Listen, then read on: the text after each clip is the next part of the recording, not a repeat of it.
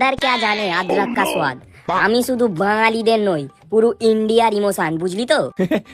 কেন রে চা, বাঁদর কি আদা খেয়ে তোর কানে কামড়ে বলে গেছে যে আদার স্বাদ কেমন? শোন কফি, 5 টাকা থেকে 1000 টাকা, গুমটি দোকান থেকে 5 স্টার হোটেল, সব জায়গাতেই আমাকে পাওয়া যায়।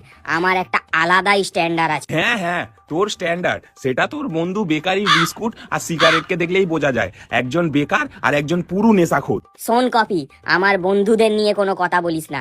একদম গ্রামে চলে যা, তারা যদি আমাকে দুবেলা না পায় তাদের পায়খানাই হয় না। একটু শহরে এলে তোকে যদিও বা 2-4 কাপ দেখা যায়, শীতকাল যেতে না যেতে তোরও পাত্তারি গুটিয়ে যায়। তেমনই শীতের দেশে তো তোকে কেউ চেনে না, সবাই জানে আমি ডাক্তার বলছে টি ইজ হেলদিয়ার দেন কফি, তাহলে তুই বেস্ট হলি কি করে? আরে চুলোয় যাক তোর ডাক্তার।